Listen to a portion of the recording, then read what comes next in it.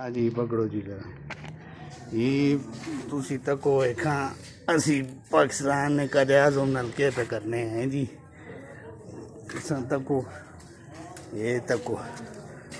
हैं जी ये बाबा कदे आज़म साहब ने हैं जी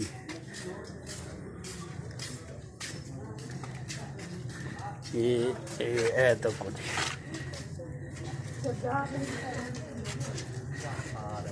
ये तो एक शाहपुर आन उस शाहपुरे च पाने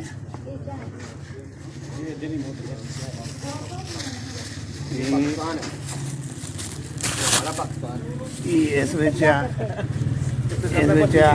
दुए भी कटो जी उस्ताद जी ये बेटा वही इसको निकालो यार और आनो जी उस्ताद जी ये नोट हो रहा ये तो कहो ना जी ये नालियाँ चो कटे ये पाकिस्तान ने नोट हैं जी मैं हूँ सवाल दी है कि अगोरी एक नंबर नोट हो ना ये तो कोई भी हो रहा है बच्चे घट होए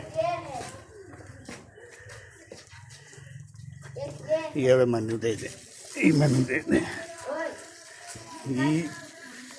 सवाल ही है कि असी पाकिस्तान ने झंडे की इतनी कदर करने हैं ते ही जेड़े बाबे ने नोट नाली च पै यार मां तुसी दसो ना ये असी अपने रह बरे पाकिस्तान ना ये हाल पे करने हैं जी नालियां च पे रोलना वे ते आई भी उस्ताद जी कटो जी असें शाहपुरे च पाओ जी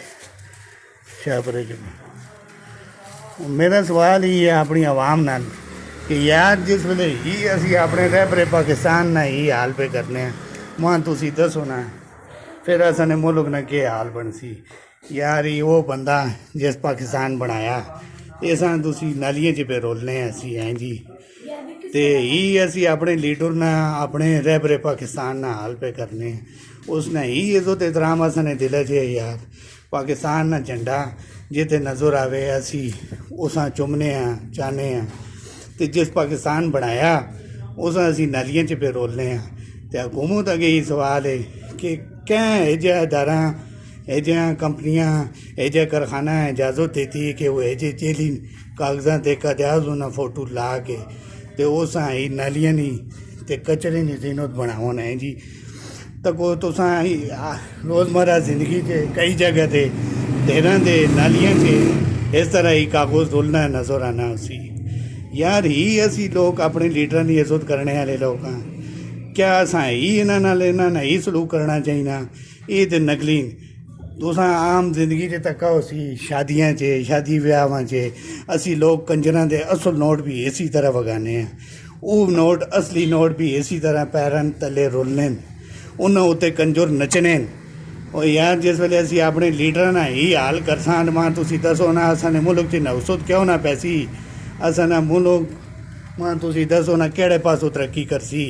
जिस वेले असी अपने मुल्क ने मेहमारा ने ही हाल करसां अपने लीडर ने ही हाल करसां ही कच्चे कागज़ 2 नंबर कागज़ ते 2 नंबर नोट ते पाकिस्तान ना रहबर जेड़ा कहते आज़म उसकी तस्वीर ला के उस नालियां च वगासां कचरे ने ढेरे च वगासां असली नोट कंजरा उत्ते वगासां उन्होंने पैरां तले रोलसां तक वो सिर्फ कहते आज़म नाल झंडा भी बनाया पाकिस्तान ने यार ये बहुत नाजुक मसला है हुकूमत अगे भी अपील करसा कि वो जेड़े भी नोट छापने वाले उन्होंने पाबंदी लावे और आवाम अगे गुजारिश करसा यार अगर तुसा जिथे चीज़ नज़र आवे उसने खिलाफ बोलो उन्हें ये चीज़ रखने ते बेचने ते छापने ते मना किया वजे आवाम की भी इतना शौर होना चाहिए यार ये साडा हमारे पाकिस्तान है इसना कोई तकदुर एहतराम न लिहाज किया वजे तुसी महकमा च इदारा च दफ्तर च पार्लीमेंट हाउस च सैनट हाउस च कदे उन्हें फोटो उच्चा करके लाने हो तो बाहर ही कम को जैलियत पढ़े लिखे लोग जिन्हें कंपनियां कारखाने बना के इस तरह कागजात के कदाज उन्हें फोटो झंडा ला के उस गंदगी ने ढेर च रोलने वास्ते बनाने पैन यार इन्होंने लोग काम की वे इन्हें लगाम डरी वे ये काम नहीं होना चाहिए असा हाँ ये यार जड़े मुहब्बे वतन लोग हों उन्होंने दिल ख़राब होने की ये चीज़ां तक के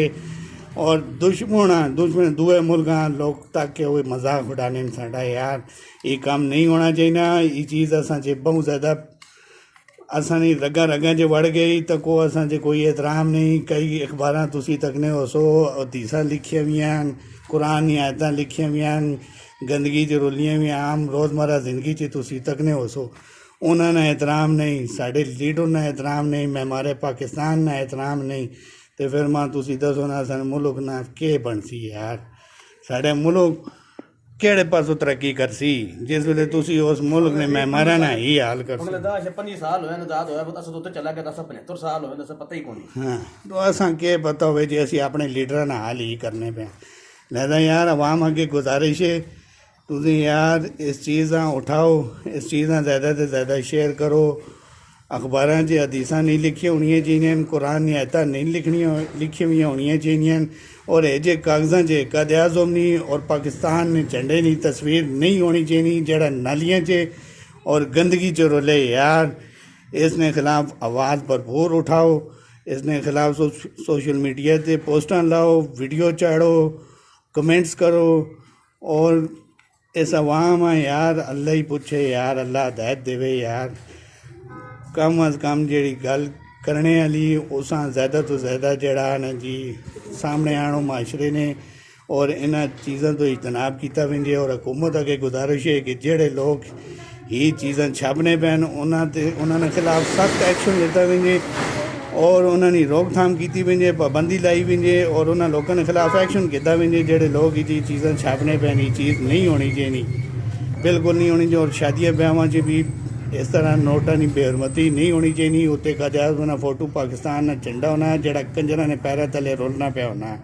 ये काम नहीं होना चाहिए। इसने खिलाफ आवाज़ उठाओ तो हुकूमत अगे गुजारिश है कि इसने खिलाफ सख्त तो सख्त एक्शन गिने।